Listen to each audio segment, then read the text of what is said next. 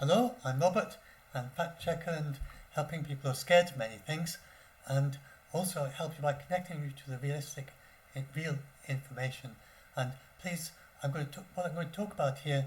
Then it is realistic. It is quite natural and indeed sensible to be worried about what's happening in the United Kingdom over the summer. The thing is to be realize that we are not powerless. We are powerful. We can do a huge amount at the individual level. And there is a light coming at the end of the tunnel. World Health Organization explain this and make it clear. So, and one thing you can do, I need to be super careful in the United Kingdom. If you are not vaccinated, especially, and many young people are not vaccinated, then over the next few weeks you are at your highest risk of long COVID and in some cases worse complications and even death in very few possibilities and even dying. Some young children have died and the risk is higher in the next few weeks than they have ever been throughout the entire pandemic. At the same time, United Kingdom government is telling everyone everything's all kumbaya, it's all over. That's what Mike Ryan called them. He said it is not kumbaya, not yet. And you see all these people just paying no attention to and it's no wonder because the government are telling them it's all over. It is not. So this is one way, try and spread this message, help protect your friends, your colleagues, the people around you, and make it clear they realize it is not all kumbaya, it is not all over. So, and then if they protect themselves, then they'll be much safer, because the virus obviously is going to jump from person to person amongst all the people who are jumping around and not wearing masks and are very close, and those are the people that's going to be running through all summer, and the other people are more careful, they're not going to be getting it so much. So you can protect yourself. So this is the SAGE report. So if you're in UK, I'm sure you know about SAGE, that advises the UK government. Originally, it was completely secret. Nobody knew who was in it. Now we know most of the members, so members can get their identity private if they want to. But nobody can ask them any questions about the reports. The only information we have is what is in the reports. And the reports, even the SAGE members on Twitter, for instance, I follow a couple of them, but they don't talk about what's in the reports either. They're not permitted to. So this report was written on 7th of May, 2 months ago. Is that right? May, June, July? Yes, 2 months ago. And the United Kingdom government will have seen it then. The opposition will not have seen it. The Scottish government, the devolved governments in Wales as well, Northern Ireland, they will not have seen it.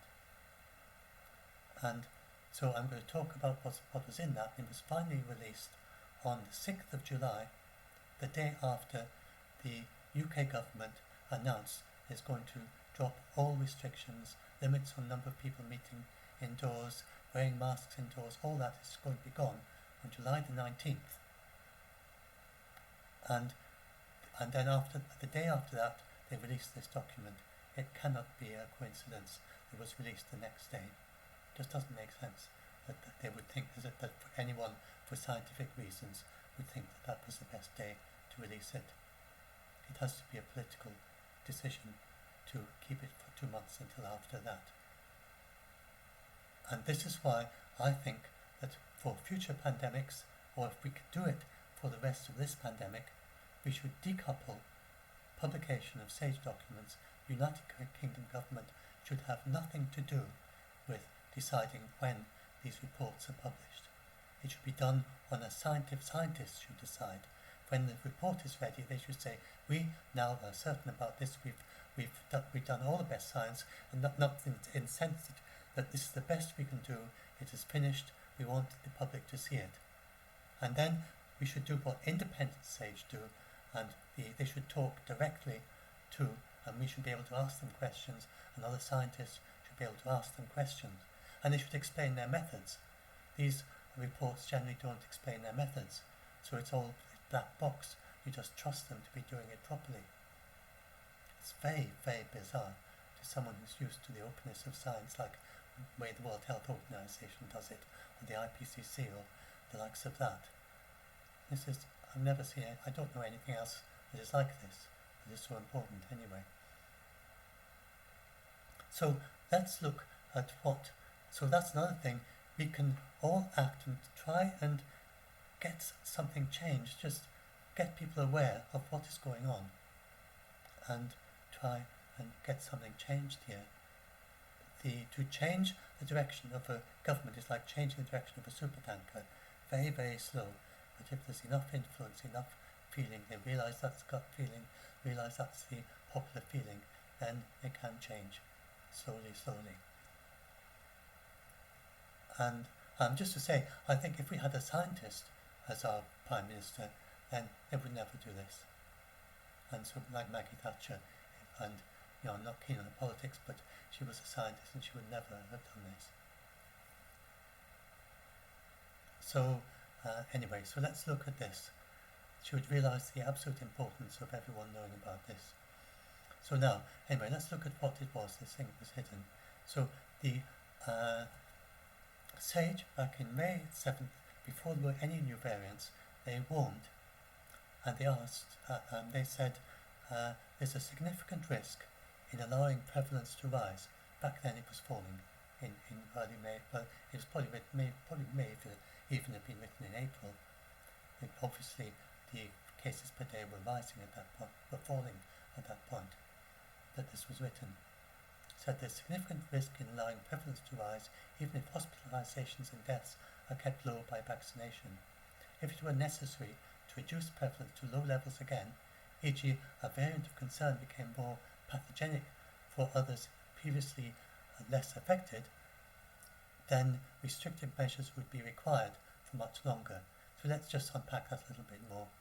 So they're saying that if the cases per day start rising, so we spent months down to April, from January to April, reduces cases down and down and down. It took so much effort from so many people to reduce it from the January levels to the April levels. And then we're now letting the cases rise and rise again. And way back in May, or it may well have been April that was written, then they said there's going to be a significant risk in allowing them to rise, because what if we need to bring them down again once they start rising? And they said that one situation in which you might need to bring it down is if there's a new variant of concern that affects people who were not previously vulnerable. What's the actual words they use? E.g. more pathogenic to others previously less affected. So an example, so a couple of examples that people have actually talked about, for instance with Delta. With the Delta variant, there was quite a lot of question about whether there is increased risk to children. So that's always a concern. Flu is most deadly in children, and COVID-19 is not. It's most deadly in very elderly people. But suppose a new variant comes along that has a higher risk for children or for younger people, and that would be an example in which we need to turn direction very quickly. Another example, or maybe the long COVID lasts for longer, is more serious, but we wouldn't know that for quite a while after it starts to spread. And so anything like that, or another possibility that is being talked about a lot now is what if it escapes the vaccines? And gradually, step by step, each variant just slightly erodes a bit more the vaccine escape. It's not a sudden thing. So what if it starts eroding so much that our elderly people are very vulnerable to it once again? And we're at 100,000 cases per day, then how long would it take us? Even with the assistance of vaccines, we had the assistance of vaccines from January to now. The next time around, if we're probably going to need booster shots. They're going to do booster shots for over 50s in the autumn, in September, and they may well have to go down and just give everyone a booster shot again. So eventually, over several months, about half the time, since they only need to do one shot this time, and because presumably everyone who's already had the shot will want it again, but it could easily take us much of the way to Christmas to get it back down again if we have to vaccinate everyone again.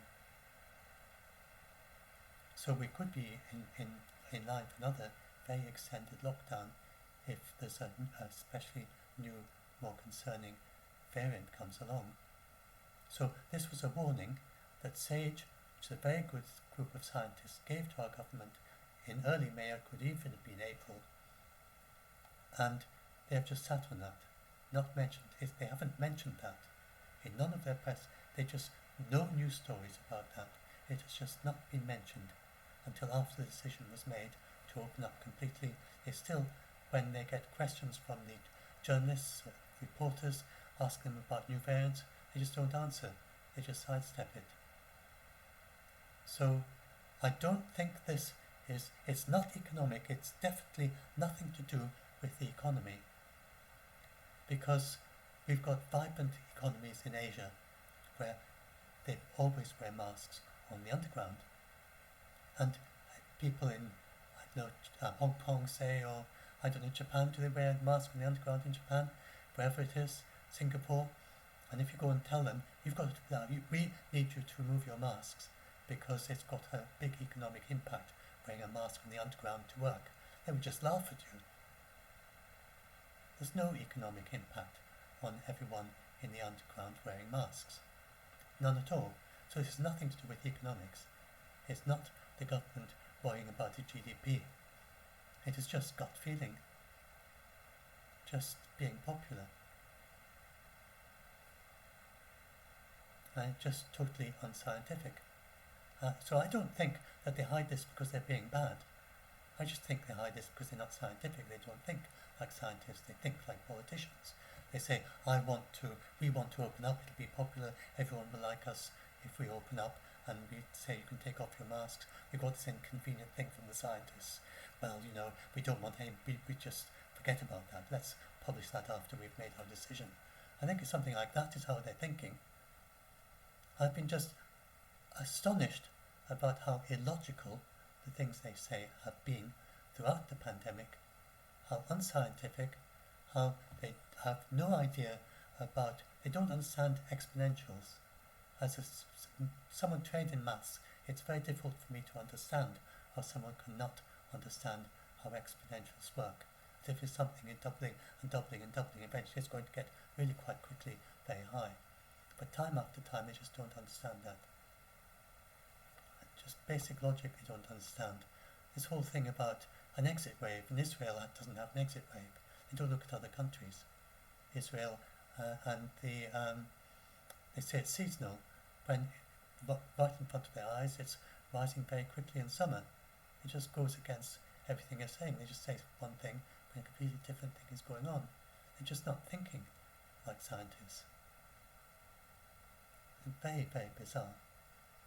Anyway, this is a summary of the things that they say there, and this is Professor Christine Pagel of Independent SAGE, and as you say, her summary of just one paragraph in this long report is that local cases number, because the numbers are better, because it's easier to quash outbreaks.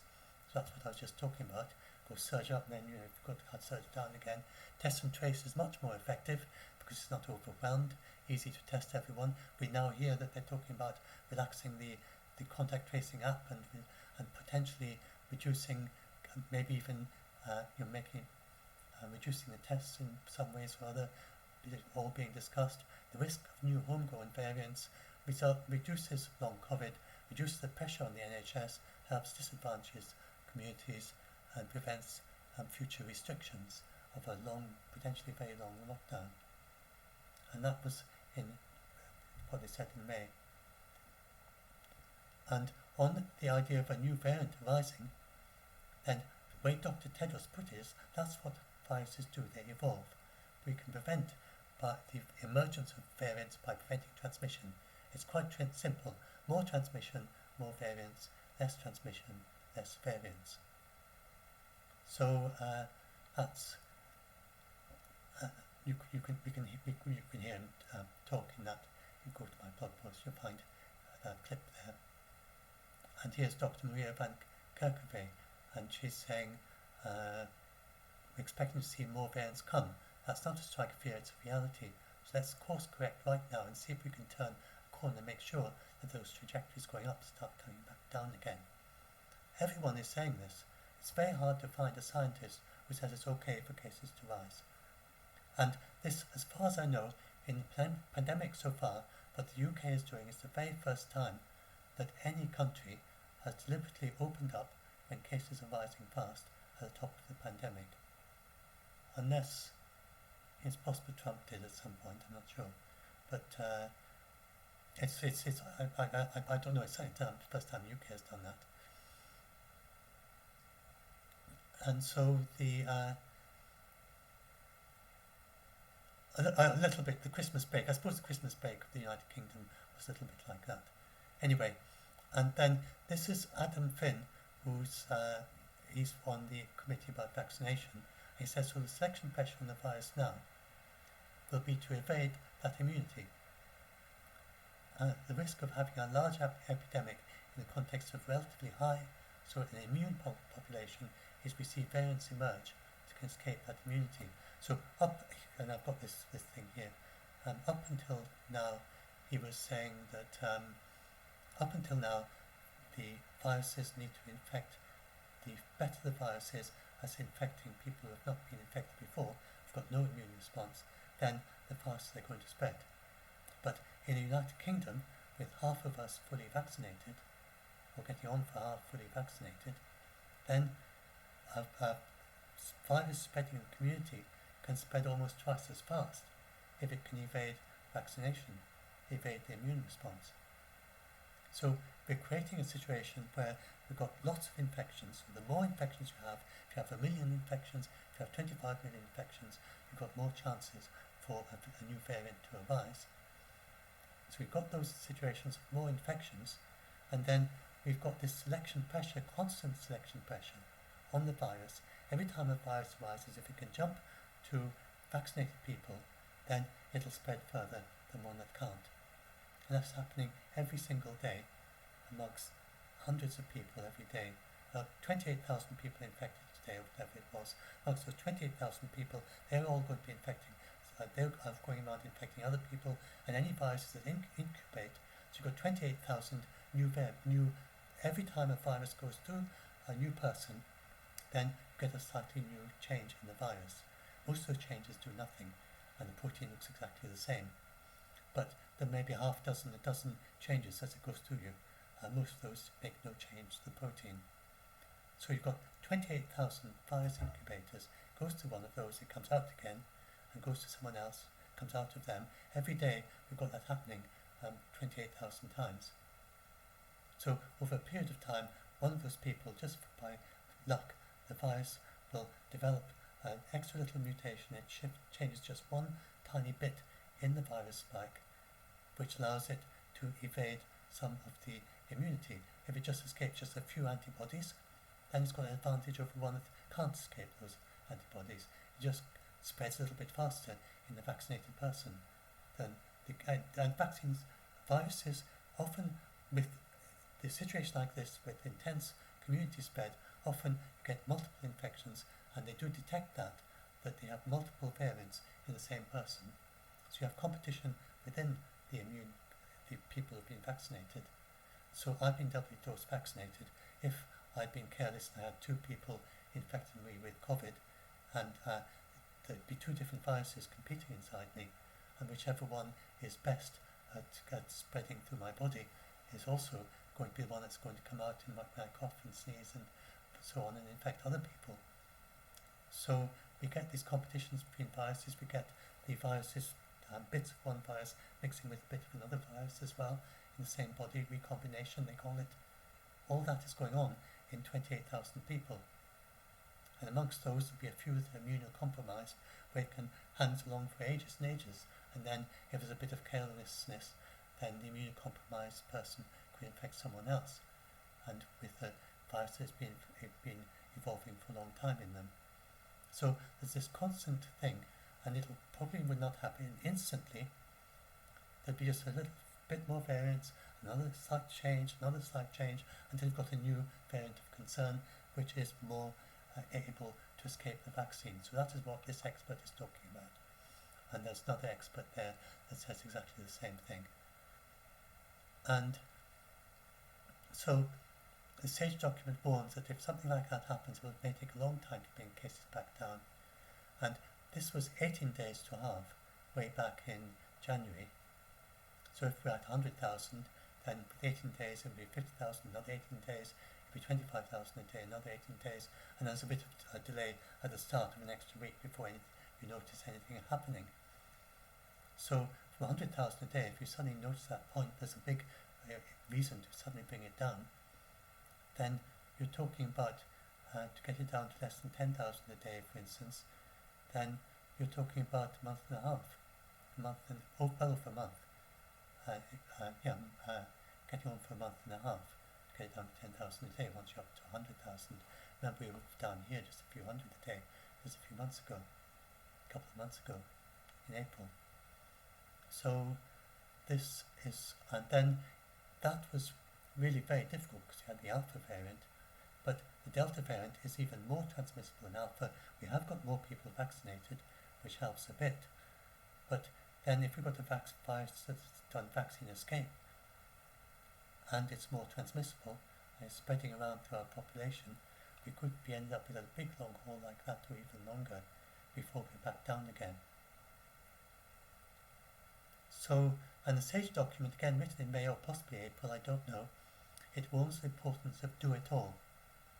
And so, and amongst them, it includes face coverings and other ongoing measures, and specifically mentions New Zealand and says that in New Zealand, when they have low prevalence but there is the virus around, then everyone is wearing face coverings in public transport. So way back then, before the Delta variant was even surging, then they were saying, face coverings we should keep, and they said we should keep low-level measures like that throughout the summer, even without a surge, just at very low levels. Even with the pan as it goes down and down and down, it stays low over the summer. Even in that situation, then if we hadn't had the Delta variant, it could have been quite low over the summer. Even then we should have kept the face coverings all summer, according to that advice in April or May, or whenever it was. There's no date on the document. And another thing, the SAGE report stressed the importance of isolating other members of your own household. And this is especially important with Delta. So one person can often infect everyone in the same household with Delta. So with Delta, as soon as you get symptoms, if you get symptoms which have now changed, and include a headache, include a runny nose, and what's the other one? Sore throat. These are symptoms we haven't had before. Delta is different in terms of symptoms. And then you have the fever as well as before, and cough is quite rare with Delta. And the government hasn't really stressed that very much as well. We're talking about a new set of symptoms. If you get those symptoms, then it's wise to immediately isolate from most people would care most about giving it to their own household, and you want to avoid giving it to your own household. So if you can start isolating right away, and actually in China they found with the original ancestral variant, I don't know if it still applies to Delta, they found that households in which habitually people wore fabric masks in the household, because people do that in China sometimes, then people who habitually wore, well they did during the pandemic anyway, then they found that people who did that at home and wore fabric masks at home, and they had a fifth of the risk of being infected of the people who didn't do that. So they were wearing fabric masks already before anyone ever got symptoms. And so that was part of one of the things they discovered in China, and the US CDC mentions that in their summary on fabric masks. Yes, this is such a strange thing. This is an example of how very unmathematical our government is. we get these politicians saying over and over again, vaccinations decouple the hospitalizations from the cases. As a mathematician, by training, did first class degree in maths and went on and did postgraduate research into mathematical logic, and to me, and so I've got very strong on logic and also very strong on maths, and to me it's just bizarre. I could never say that because it doesn't make mathematical sense. It just such a phrase wouldn't come out of my mouth because it just is mathematical nonsense.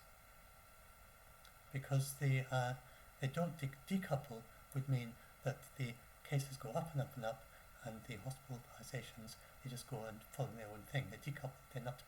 The hospitalizations pay no notice to the cases, and that's not happening. That's what decouple should mean, and they're not decoupled. Cases go up, hospitalizations go up. Hospitalizations have to be a percentage of the cases. If there's say three, as long as it's the same population, for instance, it's in say 15 to 25-year-olds, and if it's say 3% end up in hospital, and then if the cases double, then the hospital cases will double later on when it comes to them. And that is not being decoupled. And they talk about the connection being weaker. It's not weaker. It's just a smaller percentage. It isn't even only partially coupled. It's 100% coupled. It's not weakly coupled. Weakly coupled is a different thing. It is strongly coupled. It's 100% coupled. The hospitalizations and deaths are coupled to the cases. The only way that you could decouple them if you had such fast vaccination that from the start of the week to the end of the week there were significantly more people vaccinated, and that's not happening. It's not that fast. And then this is another thing. This may seem unintuitive, but the more people get vaccinated, the higher the percentage of hospitalizations amongst the vaccinated people. So, for example, if before you had 20 out of 100 end up in hospital, now you have 95% of them vaccinated, then you get a 1 in 20 reduction by the vaccine, then out of that 95, then that'd be about 1. And then the other one, out of the remaining 5, then you'd expect 1. So this would be about age 80, you'd probably have something like that. So if before you had 20 out of 100 die, now you'll have 2 out of 100 die if 180-year-olds are infected. And one of those would be unvaccinated, and one of those will be vaccinated. That is, certainly for hospitalizations, one of those if it's the same, they don't know if it's the percentage for deaths yet.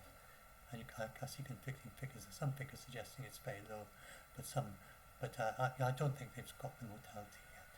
Do correct me if they have. So that again, that's an unintuitive thing.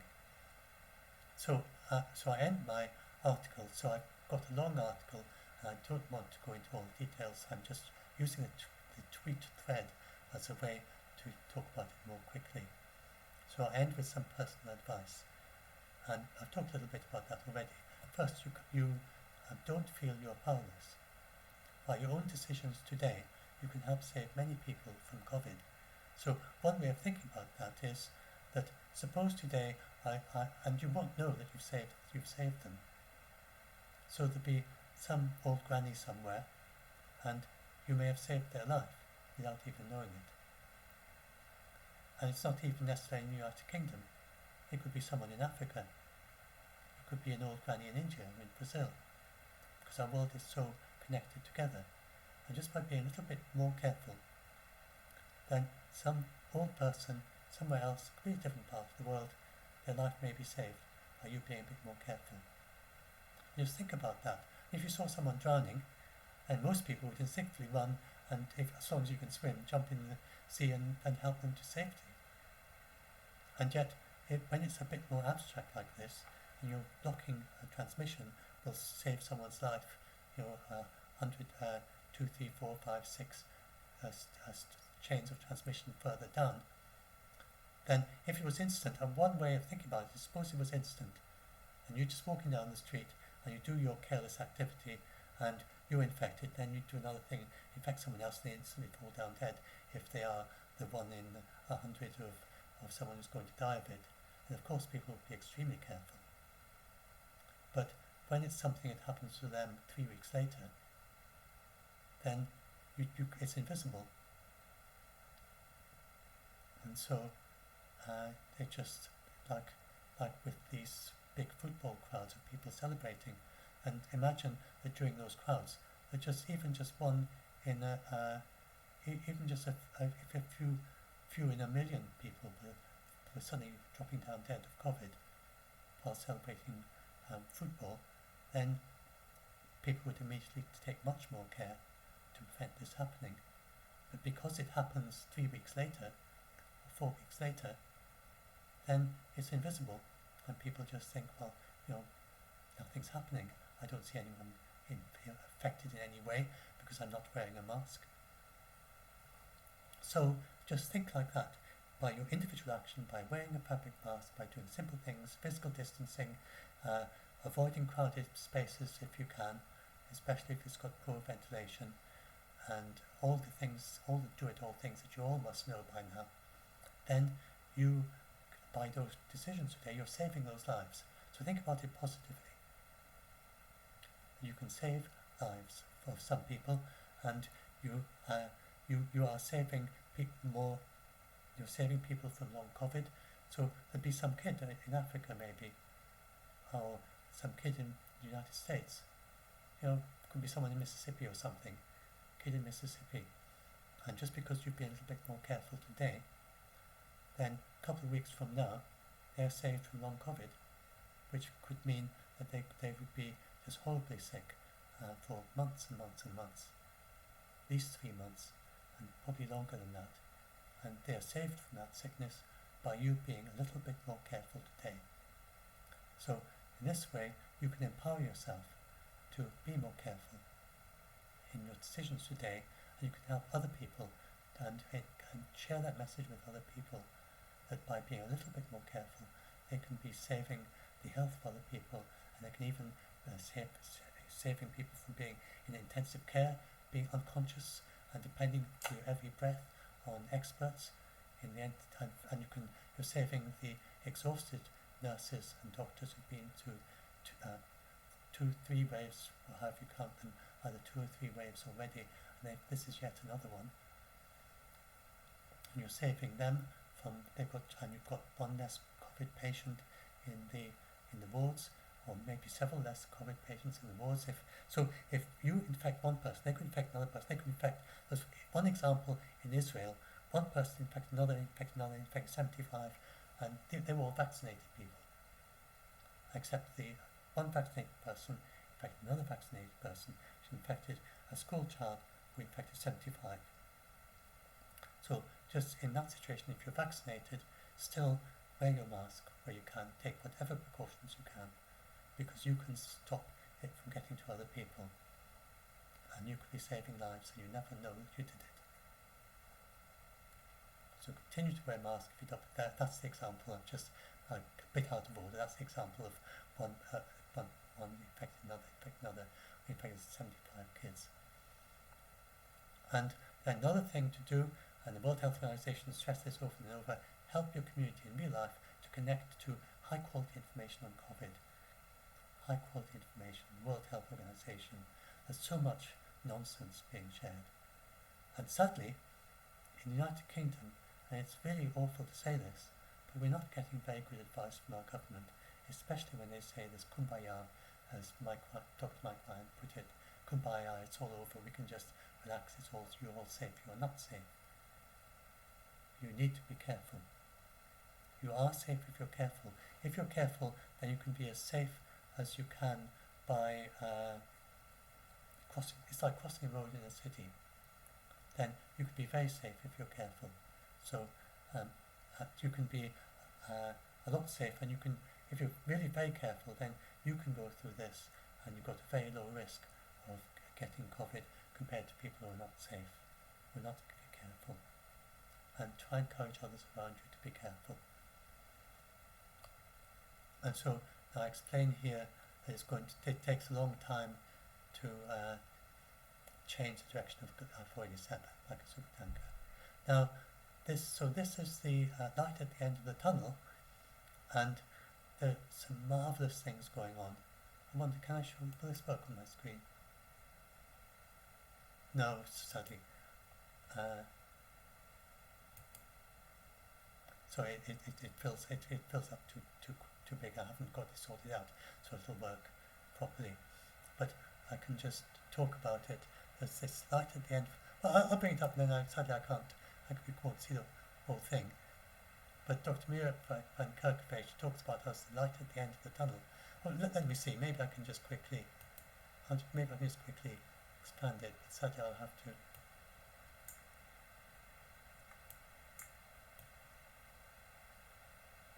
Wait a minute. Wrong button.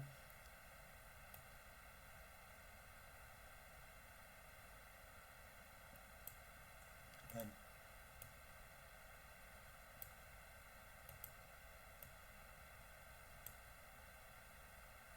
Excuse me. There we are. That'll do. Let's resize a bit.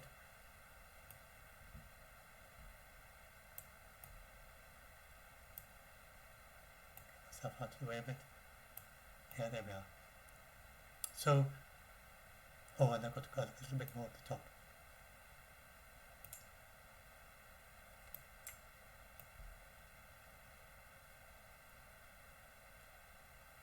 So there's light at the end of the tunnel, and we will get out of this.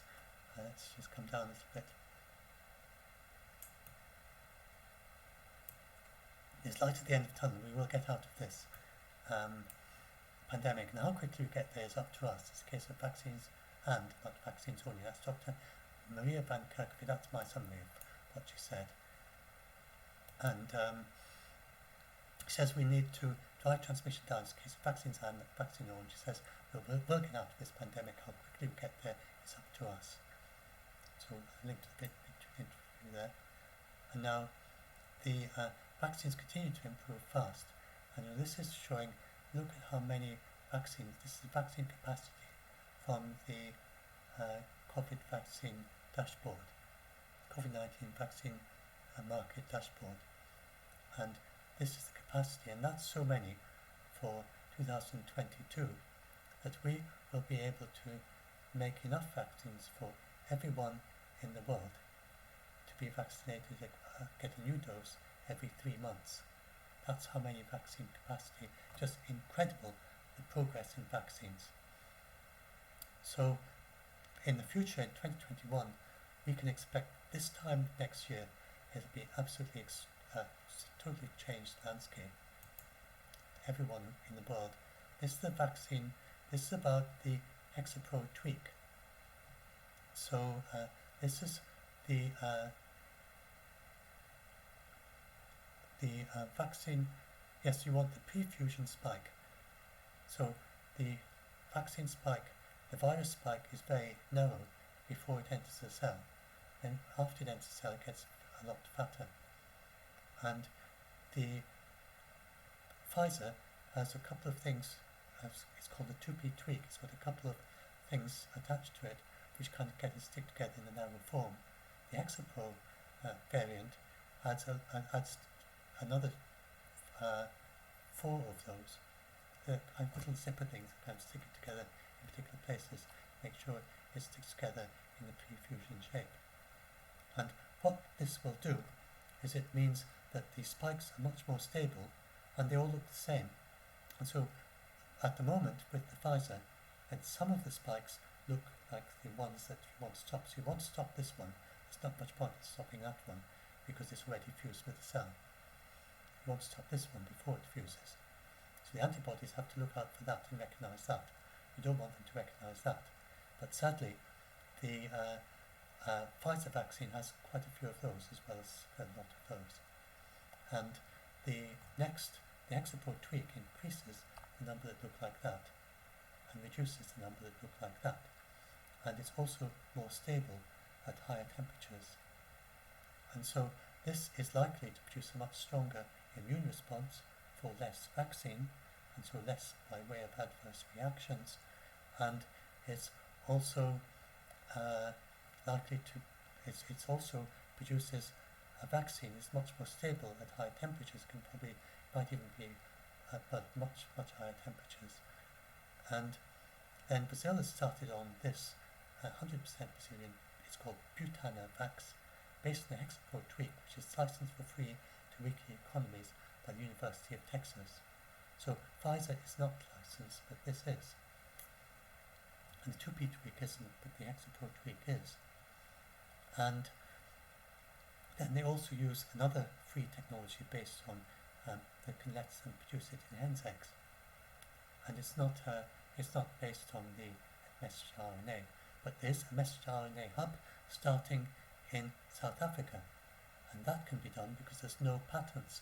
Pfizer hasn't taken out any patents in Africa, and the head of BioNTech, the CEO of BioNTech, who's the scientist as well, then he is totally behind South Africa producing the Pfizer vaccine, the mRNA vaccine, even though it doesn't have patents for them. And so South Africa is going to, they can do it because there aren't any patents in Africa. So that's another thing that's going to happen. The World Health Organization, this has started. It's not hypothetical, it's actually starting. And there's some other patents things they have to look at, but they're confident they're going to be able to produce it legally in Africa, only for Africa. Obviously can't produce it with for Europe without the Pfizer patents, but they can produce it for Africa. So Africa's going to be, so all this is going to mean we're going to have vast numbers of vaccines in 2021. We need to remember what I said, that the number of variants are rising because there's so many cases around the world.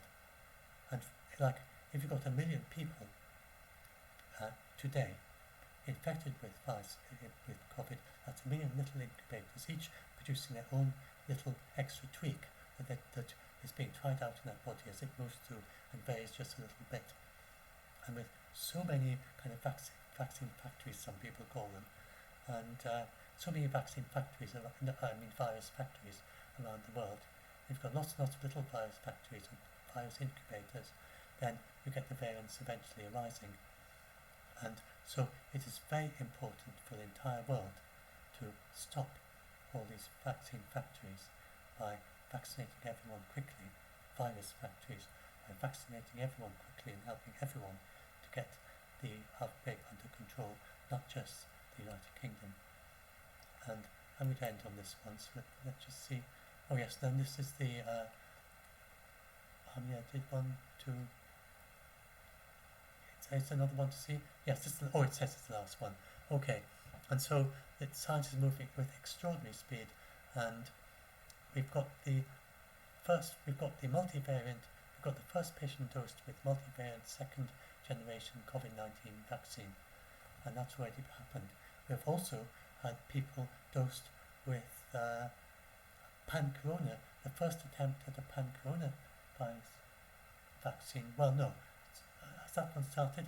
We've got Gritstone, we've got the first Gritstone vaccine has been tried in human beings already. It's just starting.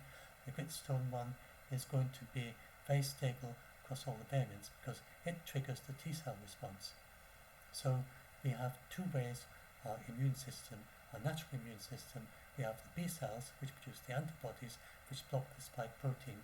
They are described as looking like cameras. They're like cameras, they look at the outside of the virus.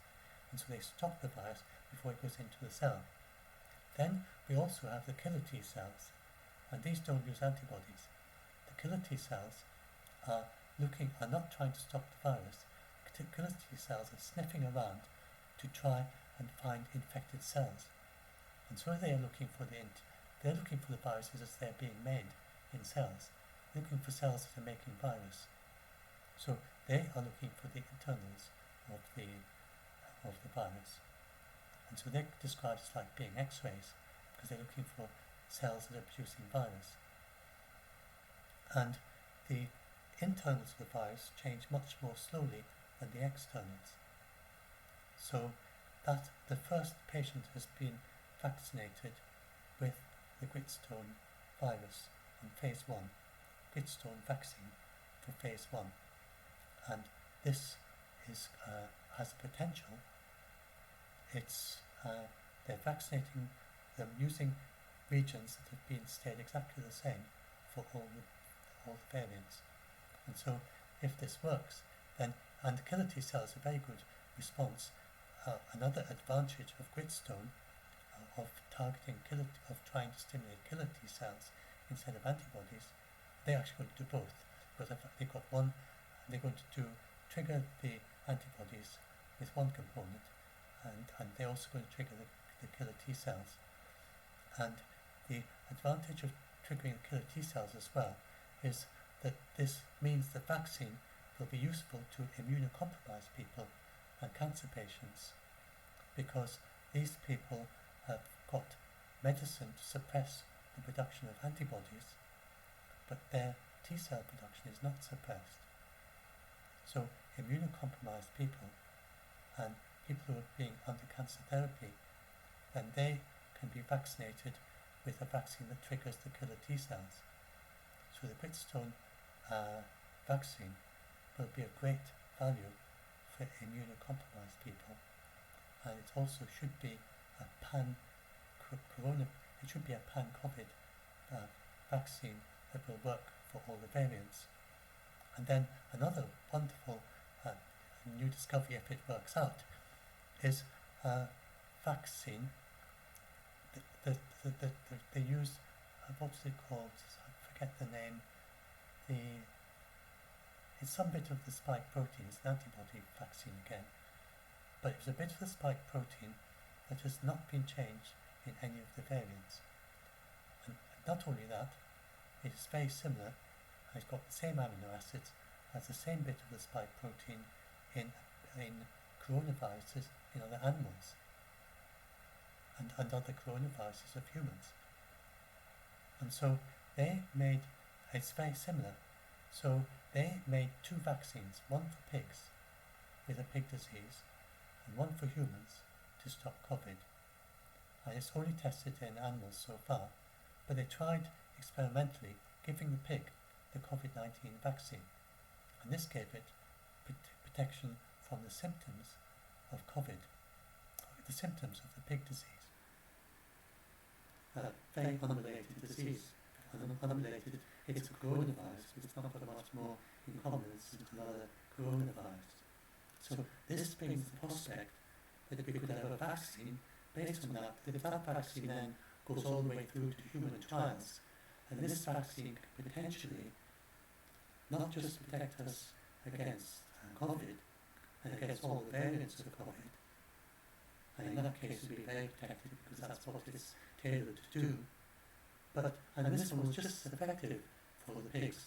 The COVID vaccine was just as effective for the pigs as the pig vaccine. I can't remember the name of the pig disease, but it was just as effective for stopping the symptoms of the pig disease and as the pig vaccine, the one that was designed to the pig virus. So this is potential. It's very early research. We don't know where it's going to go, but this is just extraordinary things going on.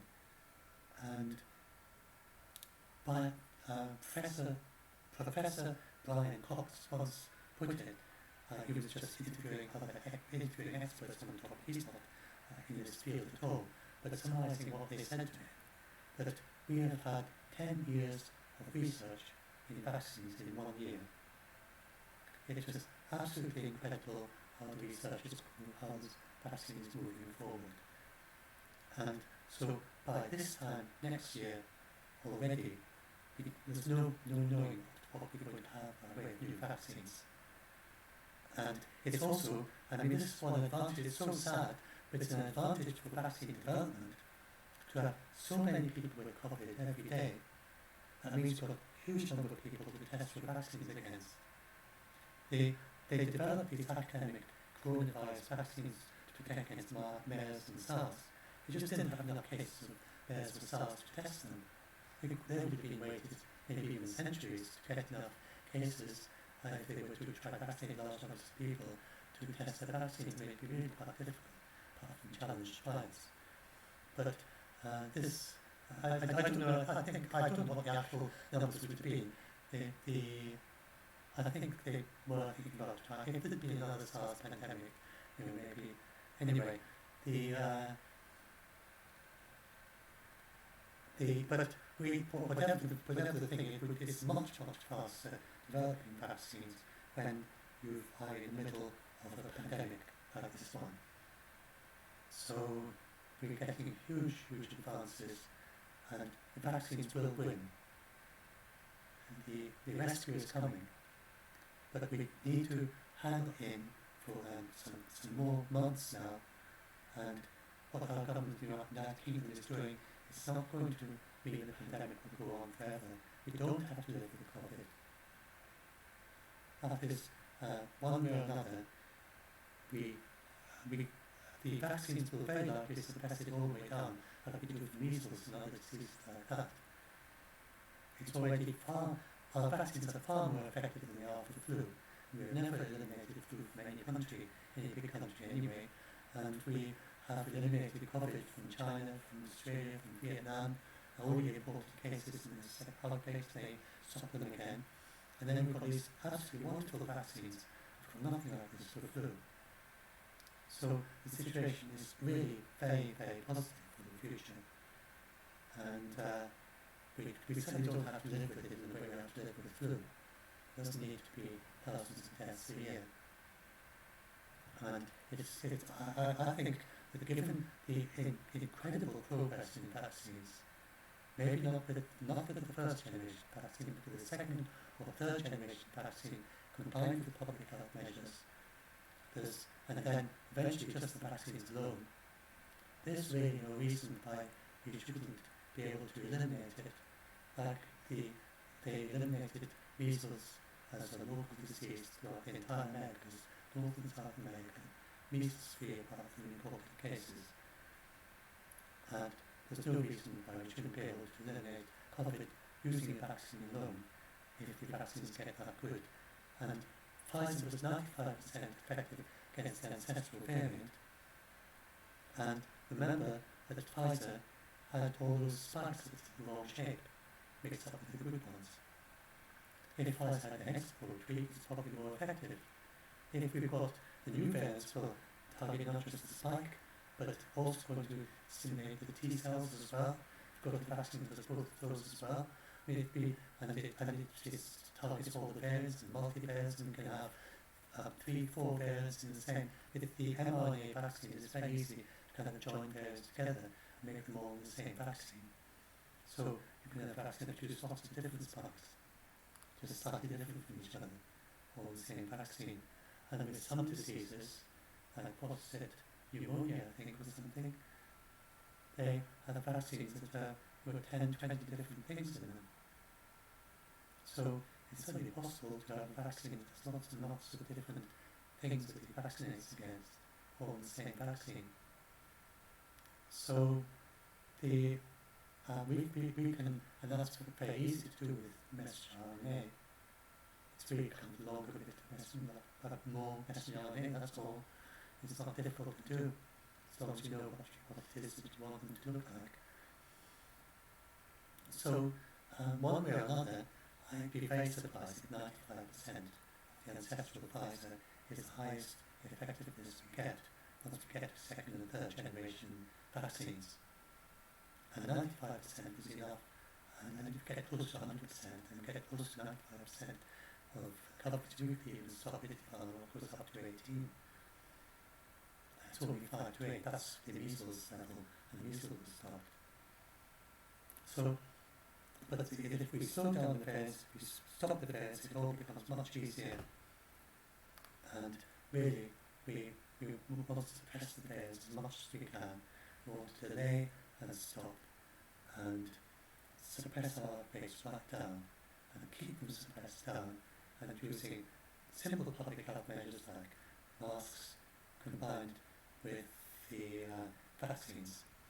So anyway, hopefully this is, I talked a little bit more in this, the idea of these using a tweet thread was to try to make these short talks. I think it is a bit shorter than it was trying to talk through the I wanted a bit of a digression at the end, but I felt that I want to end with something very positive, and so hopefully that helps.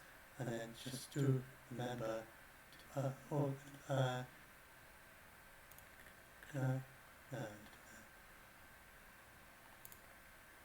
I suppose I can just let's see what I've got here. I suppose I can just go back there. I don't know why you're seeing tweaks, there's nothing back there. So see the rest of my page, look at the rest of it. Let's be covered. It doesn't show notifications from people, no, I don't think it does. So let's be covered superheroes and do it all. Well, that's the way to end. So let's open up that as well. I'm wearing a mask to keep cases down. Let's be covered superheroes and do it all. So do continue to be superheroes in your own community, and it's not nothing. We can all do a huge amount. We're like Spider-Man. We are superheroes in our own way, and helping to prevent COVID. Okay, so and now I'll upload that, and I'll put the link to the tweet in the video description, and also a link to the article that this tweet thread is about.